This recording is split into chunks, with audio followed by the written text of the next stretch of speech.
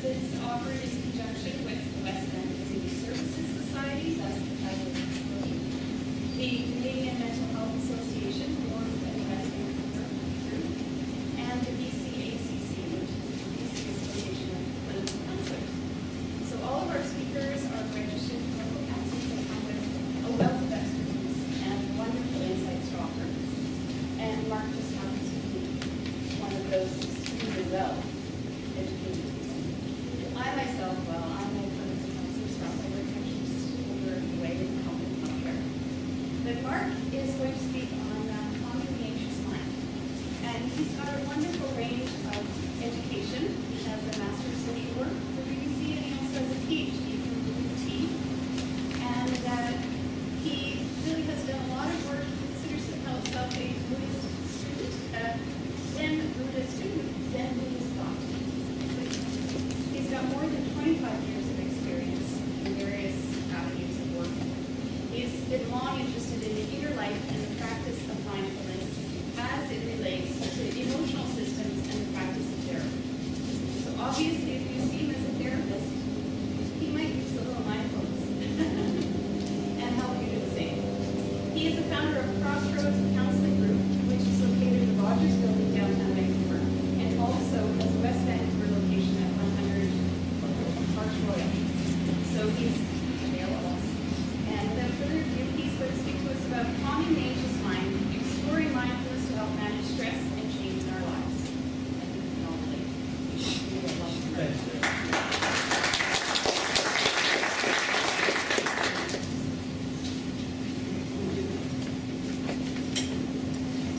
I haven't stood at a podium in a long time, so I may not want to do so. I may drift around. So if at all my voice doesn't carry, just let me know, and I'll try to speak to the back of the room so it gets heard. Most of you saw the way today started. When you got up this morning and looked out, and it looked rather like middle of fall, misty. And I actually had a client I saw at 7:30 this morning in the office here. Out onto the water and down the river from my office window. It really looked unbecoming of an almost May, morning. But look at it today, look at it now, and it's hard to believe. So sometimes the way we look at things, the way we see the world is just a matter of changing the light, shifting the light by which we see it. But when we talk about human perception and awareness, it sort of runs a little deeper than just the weather on a given day. Give you a little quote to start us off from Fenna Chodman, who some of you may know. I really recommend her as a writer in this area. But she says, seeing what is, to see what is. Holding on to beliefs limits our experience of life. That doesn't mean that beliefs or opinions or ideas are the problem. It's the stubborn attitude of having to have things be a particular way. Grasping onto our beliefs and opinions that causes the problems. Using your belief system this way creates a situation in which you choose to be blind instead of being able to see, to be deaf instead of being able to hear, to be dead rather than alive, asleep rather than awake. As people who want to live a good, full, unrestricted, adventurous, real kind of life, there is a concrete instruction we can follow. See what is. See what is, whether it's morning or late in the day. When you catch yourself grasping at beliefs or thoughts, just see what is. Without calling your belief right or wrong, acknowledge it. See it clearly without judgment and let it go. Come back to the present moment. From now until the moment of your death, you could do this. You could do this. Well, there's nothing more to say. Sometimes children puts it so clearly, so succinctly, so simply, that once you read it, you go, I get it, And yet we, unfortunately, take a lifetime to indeed get it. It is a life's work, in a sense. Can everyone hear okay? Oh, my voice carrying? Pick that up. Audible? Good. It just is. It just is. It just is, but I will try to modulate. Yeah. back. I think microphone would work better for the camera. Yeah? You don't know the audio, but you're guessing? You can set that up if you like.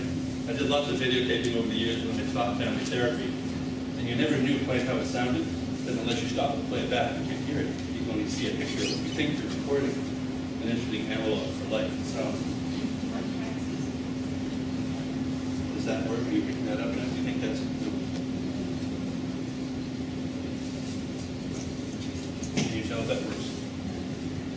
Do we have sound? It's better. That's good. What we see. You know, let me ask you a question. What does the pickpocket see when he meets the saint? When the pickpocket meets the saint, all he sees are pockets. We see what we're prepared to see. We see what we're accustomed to see. We see whatever it is we've been kind of trained to see. And to undo that training, to actually what the Dalai Lama calls go through mental training, to kind of shift our ability to perceive what really is there, to see what is there, it takes a lot of work. It takes a lot of training.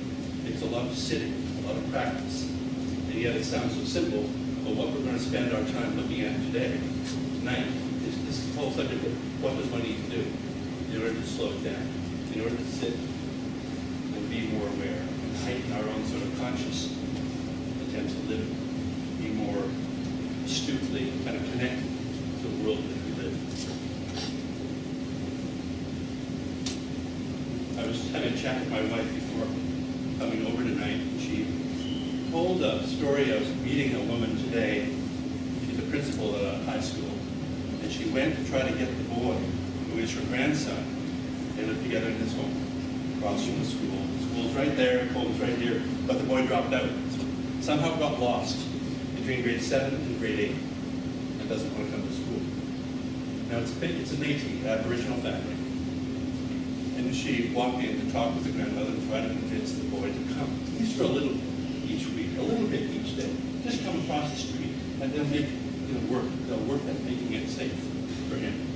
Well, the woman, of course, quickly told her own story of suffering from what is now called residential school syndrome.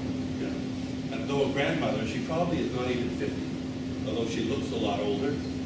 And my wife had a hard time, she's not a social worker, she's not a therapist, she's a school principal, and hearing just even a snippet of her own story of her suffering, of what happened to her in this school, day after day after day, being raped repeatedly, being treated as if she were simply dirt, and wanting somehow, even years later, I don't know how many years later now, needing to tell that tale, needing to recount that story of her life.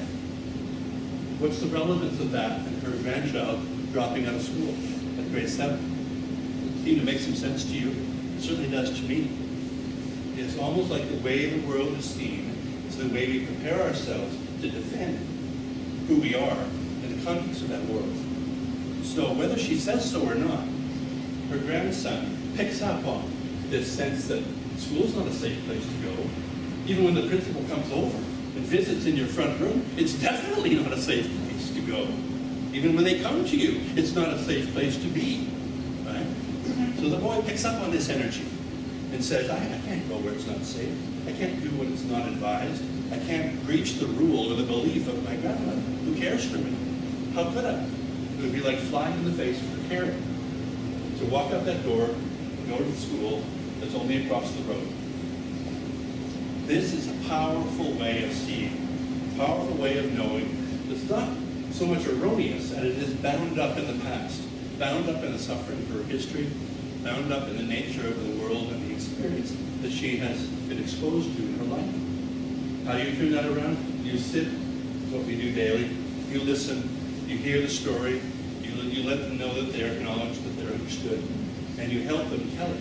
Because like that albatross that clung to the mariner's neck, it will not fall away until you've told it, and told it, and told it, and told it, until you've told it enough that then it just falls to the side, and you can go on.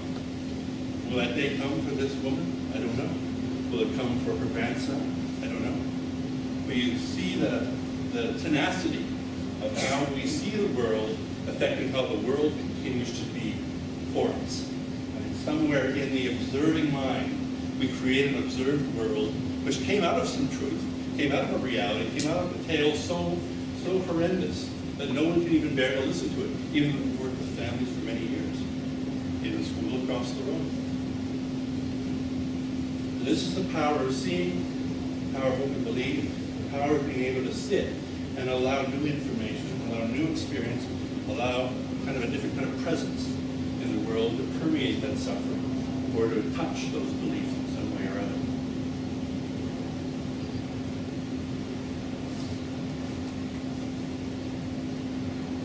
My wife said I didn't know what to say. I said, this is really not about what you say. It's your ability to still stay there and sit, to be there. Right?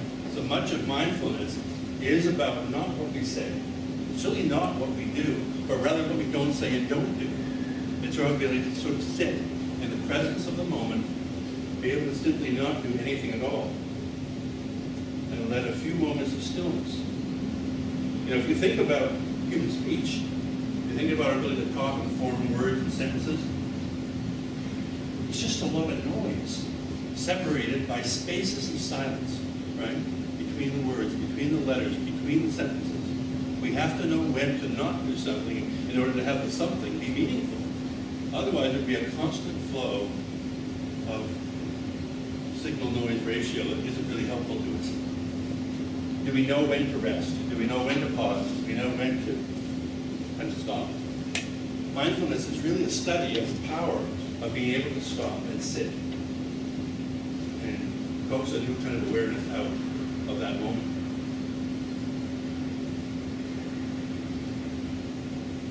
Same with music, right? All the notes on the page, and then there's a rest. Full rest, quarter rest, half rest. The rest is almost more powerful than the notes themselves. It's when nothing is there that the something becomes that much more powerful to us. So how do we learn to take advantage of creating that opportunity for space, opportunity to be able to sit, opportunity to pause in the context of our lives, and allow kind of a new awareness, a meta-awareness to instill itself in our consciousness. It's not that complicated. John Kabat-Zinn, who's done many workshops, and I'll cite a couple of lectures he's done and presentations he's done that are on the web now, can easily be, piled up and listen to him for an hour. He's a wonderful teacher and a very interesting scientist and practitioner of all of these ideas. He's really more responsible than almost anyone else for bringing the study of mindfulness, both scientifically and therapeutically, into kind of the awareness of North American public. He said, when he came to town a few years ago, he said there's two things about mindfulness, and learning to sit, beginning to meditate, that you'll notice right away.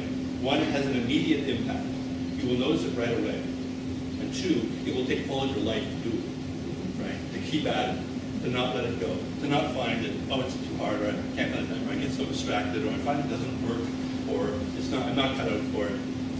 I had an interesting client who told me, and I just vaguely suggested that, had he ever thought about meditation? Ever thought about just sitting and letting some of the questions he was wrestling with, the ideas he was struggling with, just sort of sit in a different kind of space in his mind? He said, oh, well, my wife's got a bunch of those tapes and books, and I've looked at them, but that's not really me. I don't do that. I don't really cut it to sit there and do nothing. I said, oh, okay, that's too bad. We left it alone. And then he, I don't know, months and even a year or two went on. We continued to see each other periodically. And then he began to mention how he'd been meditating lately. In fact, he'd been meditating for many months, daily. It's interesting how we sort of picked it up and dropped it and just let it be. And by letting it be, it sort of planted itself where it needed to plant itself in his own life.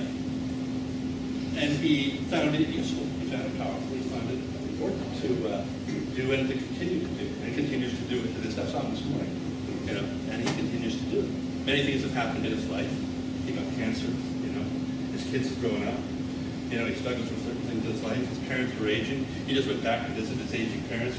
Still live at home. His father's in his 90s. And he had a blockage somewhere in his bowel and had to have an operation and be in hospital. And so he was there trying to both deal with family of origin issues and patterns, at the same time just be there. Just sit and be there. with his father. He's come an awfully long way, but once work goes on, when it comes to family, our own families, even these ideas, as momentous as they are, I think, still are just instructive as to how to conduct that work in an ongoing way and have it continue to have a powerful influence on how we relate to others, more importantly, how we relate to ourselves.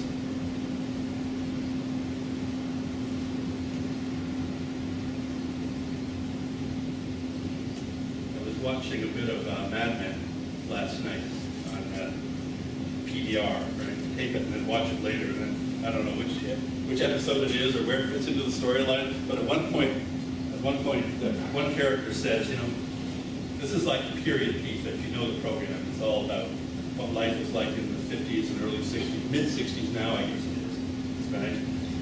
And all these advertising executives and, you know, working with clients, selling the big ideas, trying to sell products and the whole way of thinking. And they drink, and, you know, everyone's making love with everybody. It's like taking place, but it's on Madison Avenue. And at one point, one says to the other, well, we should, the client was about to reject the proposal that they were pitching. And the other guy who decided to be an advocate of this client, trying to kind of be with him throughout the whole process, said, well, we should just go out tonight and, you know, grab some dinner and go to the theater. And his phrase was, take your mind off things. I know that's a phrase I haven't heard in a while. Sort of, it's very retro. You got to do something to take your mind off things, right? It is still kind of a popular way of thinking. But the answer to things, when stress builds and when demands force themselves on you and when there's too much going on, is to do something in order to take your mind off things. And in a sense, that's kind of what meditation is. It's kind of what sitting is. Except we use the mind to diffuse the mind. It's a bit of a paradox. Because how do you take your mind off things when your mind continues to do what it does? In Zen, they call it monkey mind. Monkeys jumping around a tree. There's thoughts in the brain. They never quite turn themselves off. We're constantly being assailed. There's chatter, you know, within our own brains. Unless we bring some discipline to it, unless we're able to kind of detach a little from it, unless we're able to sort of stand apart from it a little and see it with a little bit of perspective, then it can kind of take over and build the stress rather than help to subside. Right? So there's a number of things I want to share with you about, you know, mindfulness tonight in the time that we have, and I might call them the stepping stones or the rules of disengagement when it comes to mindfulness meditation in everyday life. The first one is stress. Right? Commonly talked about today. In fact, most of us would say that we probably lead and live in a fairly stressful world, lead fairly stressful lives.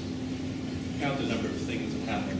You turn the radio on coming here, and things are happening in Sierra Leone, things are happening in Syria, things are happening wherever we look around the world, whether these places are places we come from, or whether we're just looking from far away. It kind of stirs up a sense of anxiousness about safety, about a sense of place, about belonging, about human relationship, about the community of man and women around the world.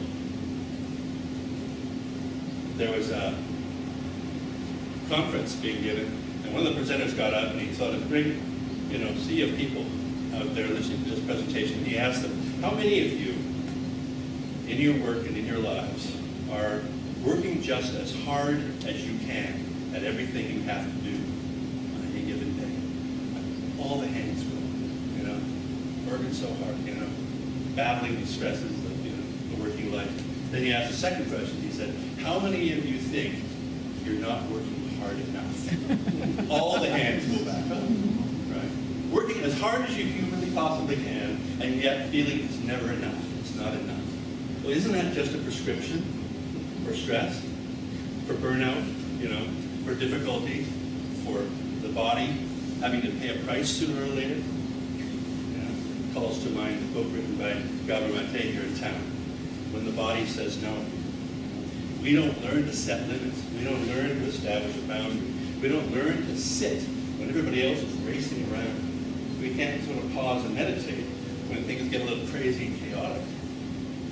Then we just become part of the cycle, the flow of stress and difficulty and strife. And we won't be able to punctuate it with any kind of perspective unless we do something differently about it. Because you remember the definition of crazy.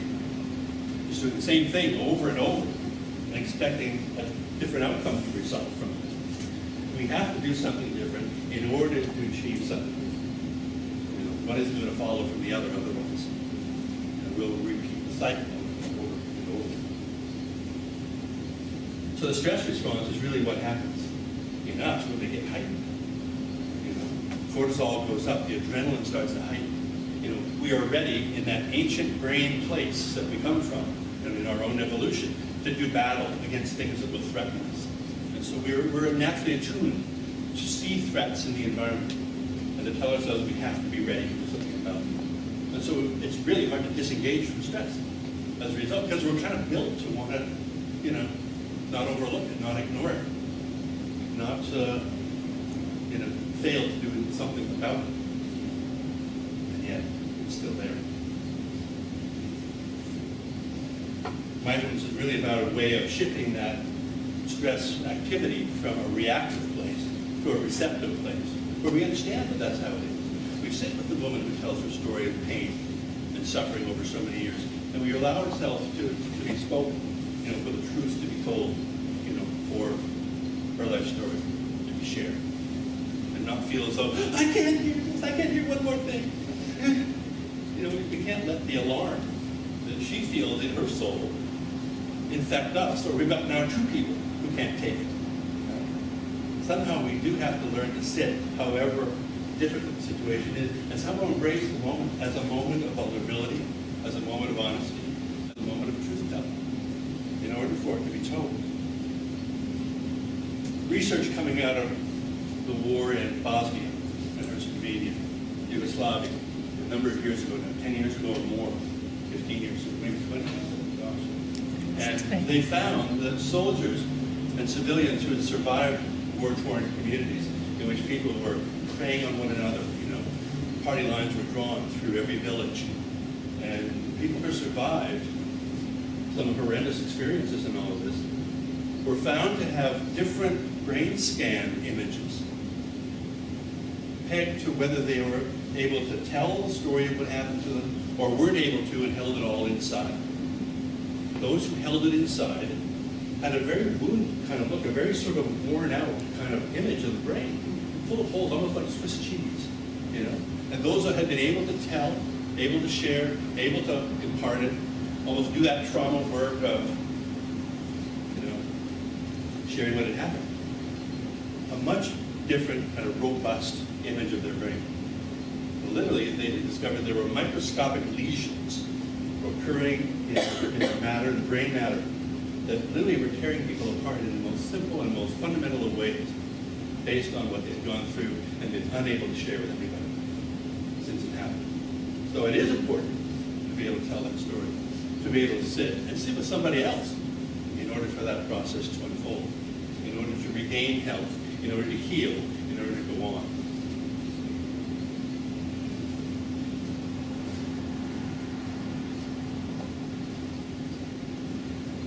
So that's that kind of stress response of the brain.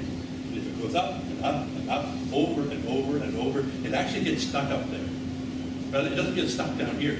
It gets stuck up here. We live in a constant state of apprehension.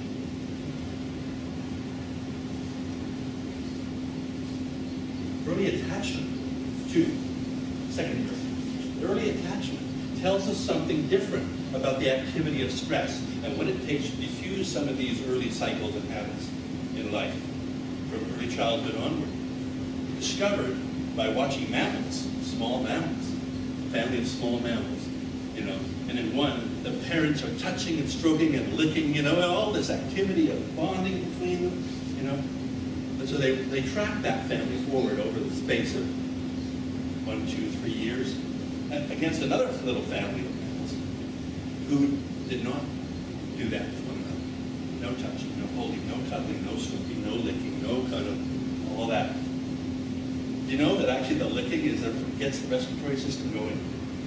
It wouldn't kickstart, our ability to breathe and get in and out. It's almost like somebody pushing on your chest. That's how small mammals get the respiratory system activated. that doesn't happen. It builds in a kind of a stress response that already is becoming problematic, even at a very early stage. As they watch these two little families move forward, they notice that when stressful events happen, whether in the lab or in real life, a loud noise, shaking of the cage, their world, something gets rattled, the ones who weren't well connected, well bonded, well sort of stroked into, tight, caring relationships, would get easily panicked and rattled, and feel as though their world was going to come down. Right? They were highly anxious. The ones who, they actually track the chemical activity in the brain, cortisol, up, always spiking at every little jolt, every little, change in the world around them. The other ones, same thing happened. They run the same tests, same jarring experiences, and it was as though they weren't even occurring. The little ones, didn't matter. There was literally no cortisol action at all in their little brains. Well, this is very fascinating. This is only a couple years old that this study was pointing out that the difference in physical brain activity in mammals is highly different depending on the amount of attachment that occurs early in life. Now, if you look at the meditation research, mindfulness research has come out in the last 20 years about a similar thing. It's almost like we have a good attachment when you're able to sort of sit and adopt more mindful practice on a daily basis. It has the same effect. We'll talk more about it as I go on, but it's just interesting to see the similarity between early attachment findings and the findings of mindfulness meditation. Third area, the emotional brain. It's built in. This layer of our own brain development, our own brain evolution, causes us to work in a very unmediated by cognition kind of way. It's not all that affected by thought, because thought kicks in after the fact. What happens right away is our emotional reaction. The emotional brain sort of operating in a way to tell us to watch out for it, to tell us to beware, to tell us to feel fear, or to tell us to feel there's a threat. That feeling of a defensive posture in relation to the world, governed by the emotional part of our brain. It's still with us. You think, well, it's so old, so ancient, so reptilian, so basic. Why do we still hold on to it? Why do we still need it? Things we still need it. We probably still do need it, but we don't need it in the way we once needed it. We're not roaming a world full of saber-toothed tigers and, mountain lions. Although, actually, there are a few mountain, so maybe we should hold on to them. It helps us address questions of safety in the world. The little boy who's not going to cross the road to go to school, and the grandmother who doesn't want him to go at some level either, are being held captive in a way by their emotional brains, by the emotional memories, and by the associations they bring to what that whole experience is about for them over the course of their multi-generational lives.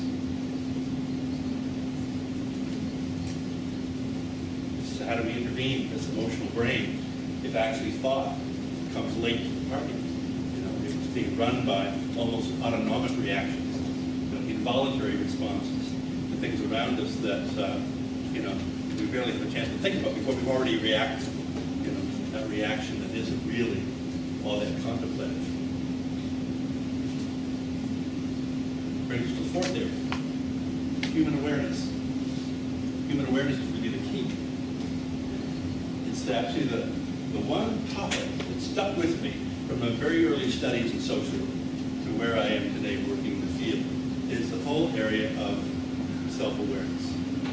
I just thought it was so key, not just because we were coming out of the 60s and entering the 70s, and, the whole area of psychology, personal awareness, personal change were very, pressing kind of questions of the day, but also because it became very important in the fields of science that we should not disregard the person who's doing the studying, the person who's doing the talking, the person who's doing the change.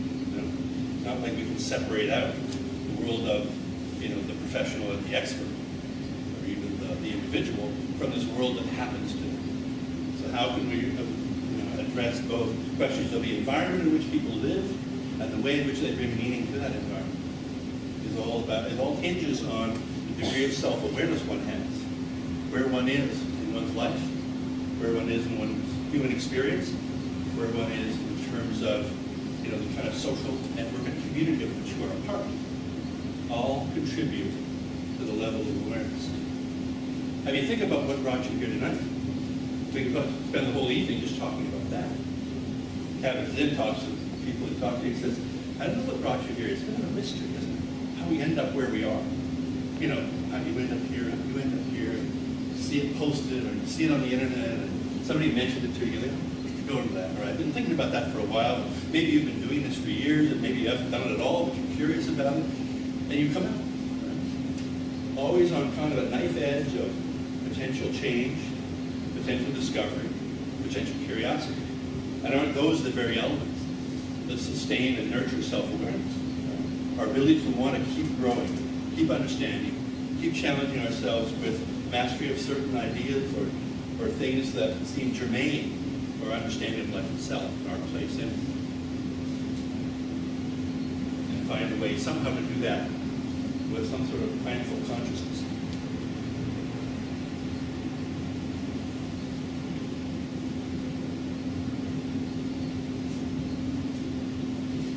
Shakespeare who said, right, there's nothing out there but the thinking makes it so.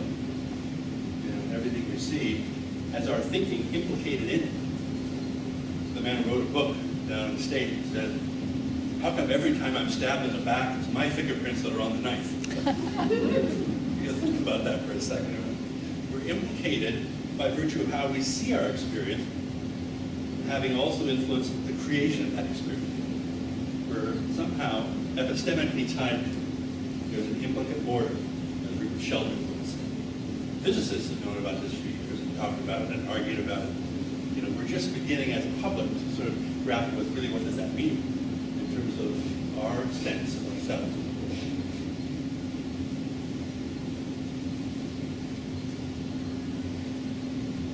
Five, I don't know what to call this, but I call it the culture of doing, right? This is one of the biggest barriers to be able to sit, you know. It's all the people who raise their hand and said, I'm working as fast as I can, I'm running as hard as I can, but I'm still not getting anywhere and it's not nearly enough, right? How much dissatisfaction that must breed, or at the end of the day, how an ability to almost go to sleep at night because we feel as though we're not able to keep up. And we do live in that kind of world.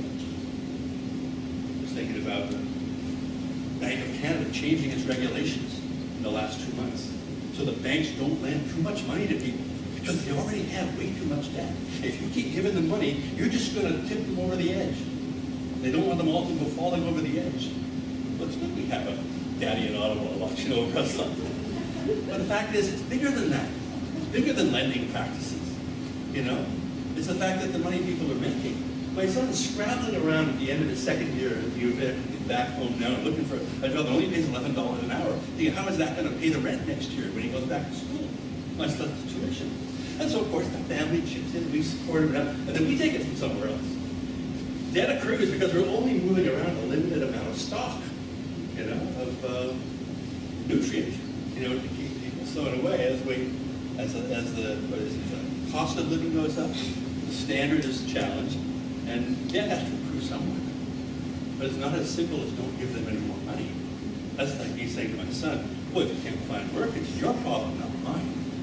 Well, if we actually see this systemically, then it's all of our problems. Because we're all doing it. We're all involved at some level in creating this craziness, you know, in which the kids pay the price of it. How do they get to a place? A boy drops out of school because of his grandmother. You know? My boy struggled to stay in school because of, you know, what a job pays these days. I made more money than that when I worked in a mill 30, 40 years ago. You know, they don't have mills anymore, though. And they don't hire kids to work them if they do. Blowing up because of the dryness of the wood. So it is a stressful world, not arguing with that. Absolutely. So what do we do in the face of a stressful existence? How do we keep ourselves sane? How do we keep ourselves available? How do we learn to still take risks, even though it looks like pain might be the outcome of some of those risks we take? What would happen to that grandmother if she let her son go across the road to the school and find out for himself what it might be like if he had the support, which would let him go? But fusion occurs, emotional fusion occurs between dependents. You know, when unresolved business at one level affects the behavior at another level. remember meeting with a program that worked in a drop-in center outside of Lonsdale School, elementary, in North Van 10 years ago. And the mom was coming to the group, and the kids, the youngest ones were attending the group. They were getting the support they needed. The funny thing is that the son, older boy, who's in grade 5 in the school across the yard, suddenly his behavior starts changing. Well, he's not even part of the program. He's not supposed to change, right? All of a sudden, he begins to get along better in class. You know, his studies improve. His relationship with his peers in the classroom do better. You know, because the family almost got settled down. You know, between grandmother, parent, child. You know, how do you stop the cycle? You have to heal something in the person.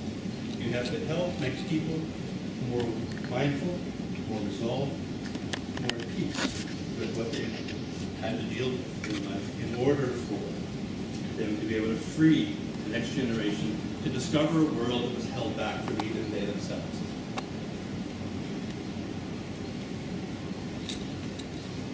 But this culture of doing is problematic because it encourages us to want to stop doing what we're doing.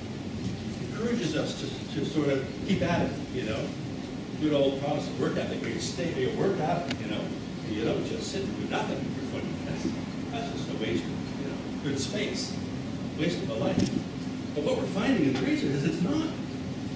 You know, actually when you take the time to sit, you actually allow new thoughts to occur, new possibilities to emerge. You create that rest in the music. You create that, you know, that place where the breath that's been needed is set aside. Come back to an hour later and it's just, you know, the yeast has done its action. You know, if we have some sort of emotional yeast going on, enlivening our, you know, inner life, then maybe it needs to be able to have a place to just sit, set aside, and return to. Meditation is all about sitting and returning, sitting and returning.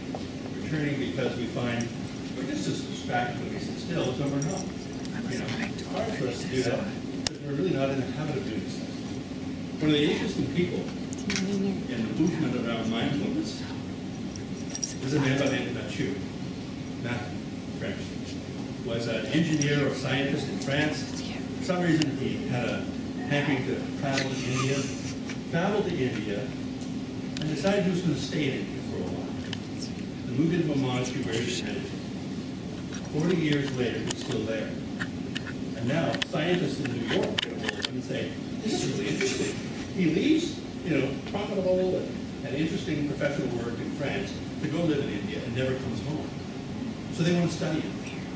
They asked him if he'd come to the lab. There was a story in the New York Times about 10, 15 years ago.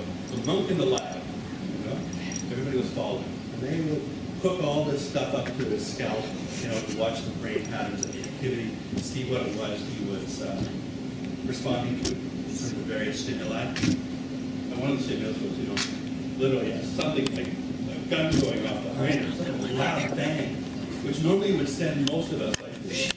Immediately, right across the soul. Let's get us into a state of high anxiety. He didn't even show a blip. Nothing happened. It was as though anything could happen around him, and it would not necessarily affect him. It didn't need to affect him. Not that he didn't hear it or notice it, but he didn't need to react to it. Is this the right one? Like the reactivity. Is this the right chord? Now that's 40 years of meditation that That result in that kind of presence of mind and the absence of reaction. So, yeah, 40 years, head off the Indian, see what that looks like. But most of us kind of work in just a small bit, you know, in the course of each day, where we can develop that kind of attunement, that kind of presence, where we don't have to get caught up in the culture of do, but actually work on our own way of being, so that what we do actually is clearer. It matters more, and maybe even is more impactful as a result.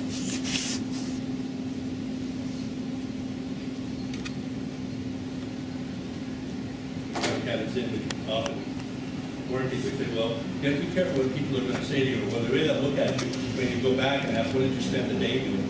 And you tell them, as I tell you now, that you're going to spend the day doing nothing at all. Learning to sit and do nothing at all. Of course, we were doing much more than that. If you look on the surface of it, really get the importance of that kind of pause. Number 6, intellect. intellectual certainty. But really to be so certain, as children pointed out earlier, that we hold tenaciously on to our beliefs and feel that somehow we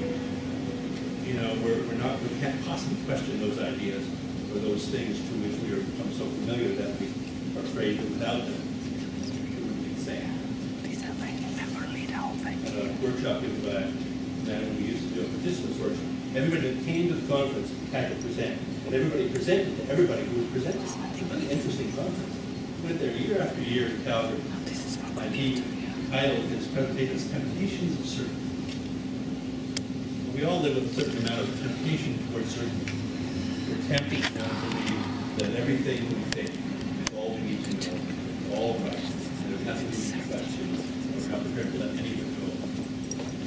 And yet, wouldn't that be dooming us in some way to an inability to really think critically about ourselves, about our world, and about our work, about whatever it is we choose to think about? Learning is about being able to let something go. There was a psychologist, 20th century, one of the greatest psychologists of the 20th century, and now I can't remember his name. He said two of the most important things in human behavior that he had researched and investigated. One, holding on. Two, letting go. I'm so glad to hear this, you see, because my struggle over there, which is it? Which one is it? Which is more important, you know? You read books, hold on to your kids, hold on to them. Let your kids go, let them go. Hold on to your life, let your life go. Remember? It's all about surrender versus attachment. You know, it's not about either or. Of course it's not either or. Remember, how do we see the relationship of which one we choose at which moment to serve what purpose? And of course, someone, whatever position we adopt, you can be very sure the person next to us will adopt the other position, right? Just to balance it out, just so we have the right ingredients, right? You say hold on, I say let go. You say let go, I say hold on. Right? Then we have a dialogue, really important debate. Debates aren't always helpful, although they're a good exercise in exchanging ideas. Those who really listen. So the key is here, listening. What has to happen for us to truly listen to ourselves, to listen to someone else, to listen to things that aren't necessarily make sense to us? Scientists are now telling us that there are 3, 4, 5 dimensions in the universe. Some say it's 10, 11, 12. All these dimensions in the universe, right? Then we get something pop from one to another if we had some means of doing so, right? We hear that, but actually it's meaningless to us because we actually don't know what to make of it. It sounds kind of like a good sci-fi novel, but it's fiction rather than real. So much of what we're learning, we actually don't even know how to apply, probably because we don't sit long enough to really allow new ideas or new stimuli or new experience to enter in and be curious about it. More on that in a bit. No, there it is right there. More on that now. 7, beginner's mind, right? Been talked about forever. The Zen Buddhist tradition. Beginner's mind. This is our ability to actually be young again, be fresh, be new. Almost like we get the reboot switch. You go back and clear the RAM, clear the memory, right? Let go of all that crap that's built up. I'm going to tell my computer worked on Flesh. The guy said, oh, you should bring this in more often, he said. You know, because so much stuff builds up in the hard drive that it's slowing you down. And isn't that true? You know? So much stuff builds up out of all this noise, all of the stuff, all the in and outs, all the zeros and ones. So, you know, after a while, you're just baggage with it. And you're not going very far, very fast. He said, so how do we do it? Maybe that's what meditation is, in a sense. A way of kind of shutting things down so that they can recharge, reorient to new experiences, new information, new knowledge, new awareness. The key here being simple curiosity, basic curiosity. How do we see the world without presuming ahead of time what the world's all about? We don't build in so much certainty that we're not prepared to see something new and novel going on in front of our very eyes.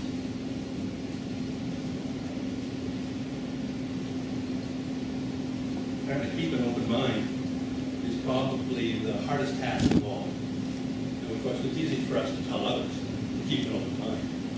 Hardest thing for us, practice that in a real, consistent way on a day-to-day basis.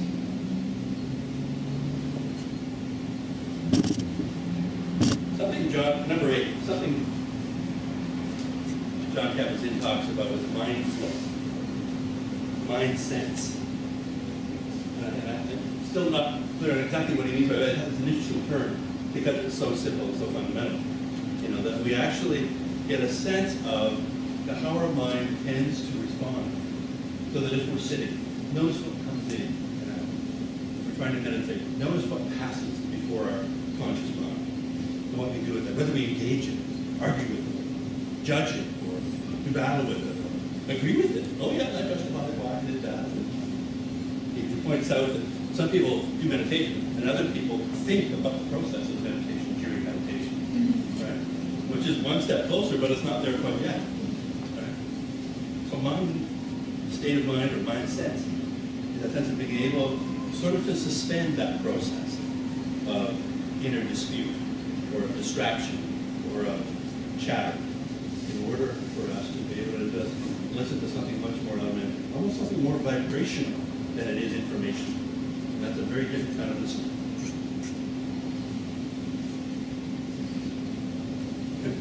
Somebody was interviewing Yo-Yo Ma, I heard of this interview on CBC last week, and because they were very curious about how it is, he doesn't seem to worry when he gets up in front of a huge group of people and does what he does with his mouth and this and that and instruments, and he's always making strange sounds and had incredible musical sensibility that he had. And this guy really admired the music he did, but more than that, he admired his ability to seem to be unperturbed, getting up and doing it in front of people, doing his act, his performance.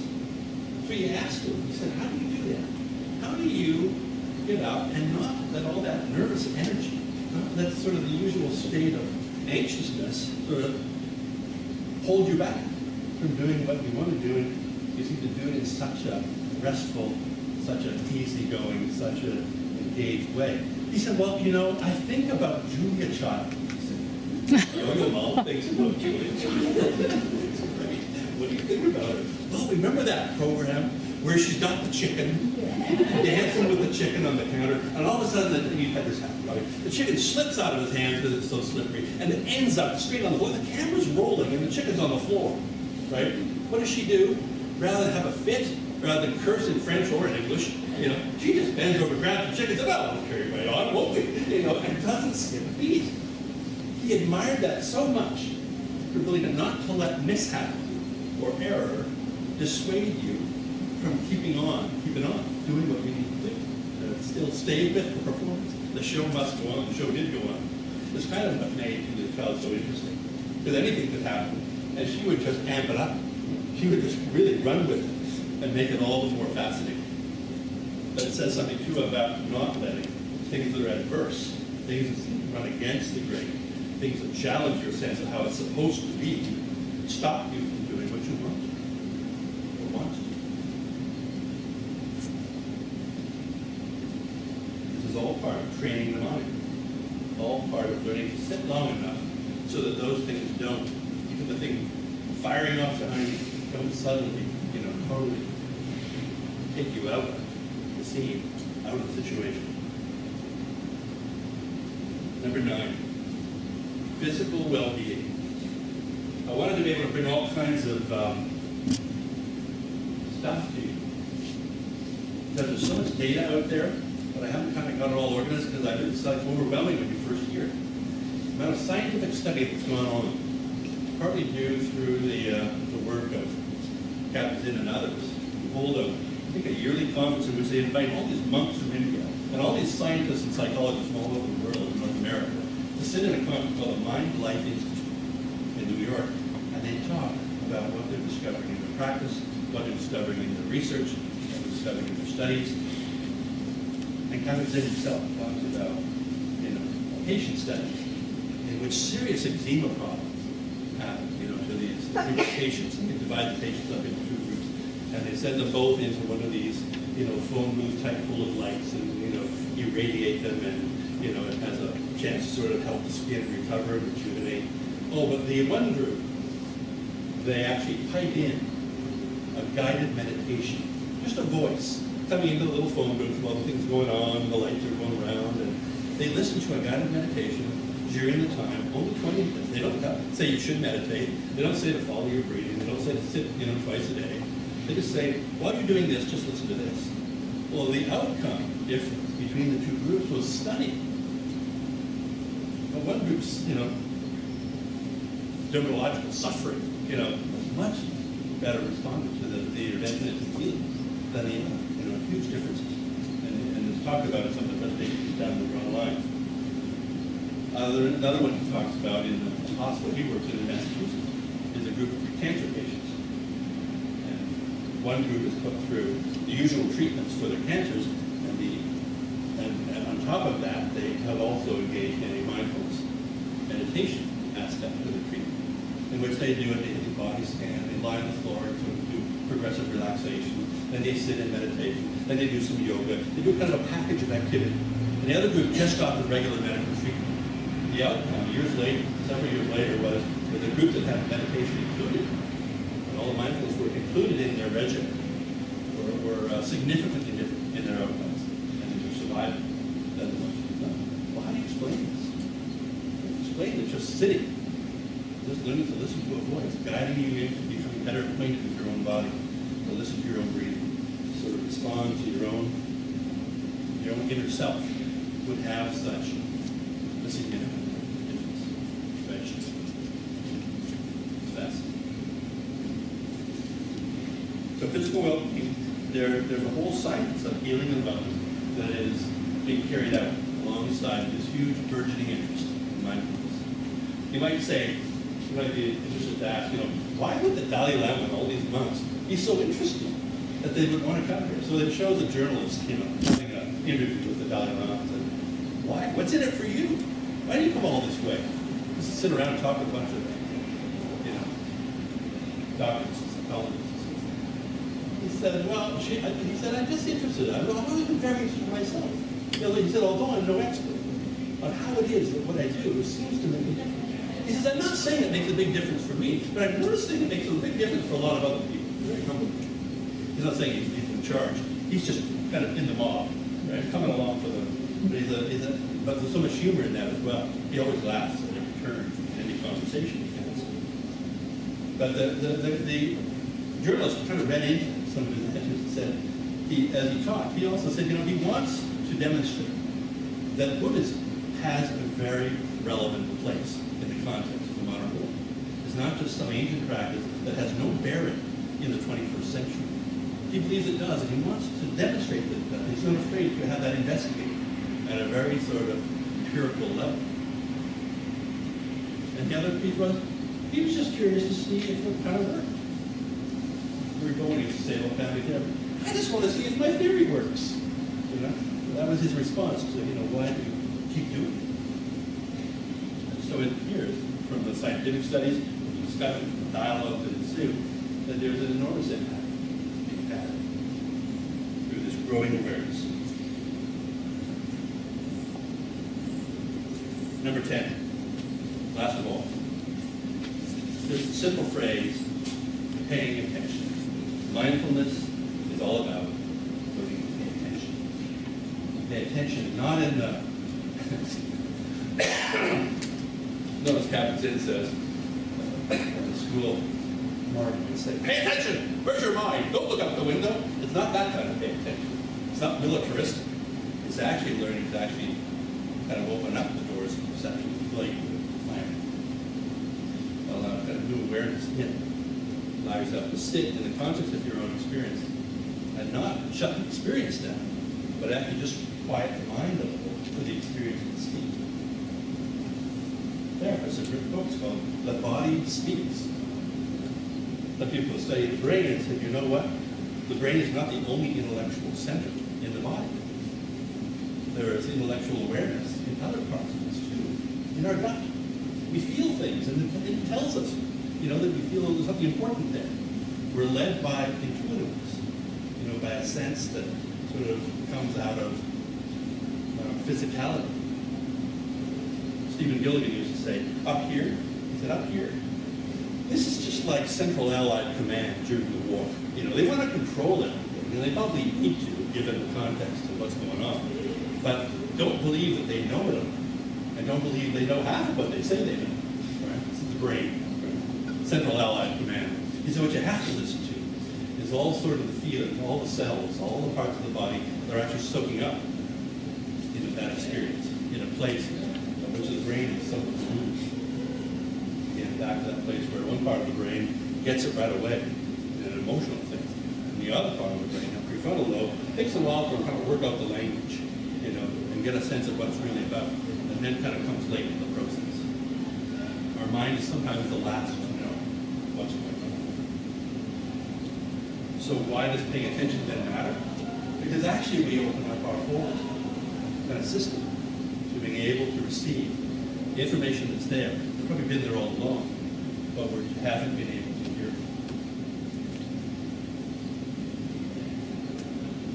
So what would happen if we took time, maybe each day, to sit 10, 15, 20 minutes, to simply sit comfortably, grounded, feet on the floor, you know, eyes gently closed, you know, and able to just track our breathing in and out. For some of us, that's a familiar practice. For others, it's something we did long ago and kind of left behind. And for others, it's something that makes us kind of curious and wonder if it wouldn't be part of our daily practice. It's hard to do because we want to be so busy. We want to be so tight. We want to be so on. And we have a hard time just sort of inserting, you know, 10, 15, 20 minutes out of our day to do that. But imagine if you did, given that if the research is telling us what it is capable of doing, could be relevant to us. Of course, it's what we do. And maybe what we would do is, yes, we're working hard, but not too hard. Yes, we're having an impact, but not as much. But this thing, we don't feel challenged or inhibited by the fact that we haven't yet reached our final destination. It's a journey that requires us to rest along the way in order for us to achieve what we want. You see how critical our own awareness, our own intelligence is, our own emotional being is, as a tool to developing a heightened sense of ourselves and the world that we live in. Okay, I've talked a lot. Gave us some kind of key ideas that sort of have been instrumental in my thoughts about mindfulness practice. We haven't done it here exactly, but we've talked about it. What sort of thoughts or questions or inquiries that you bring in reaction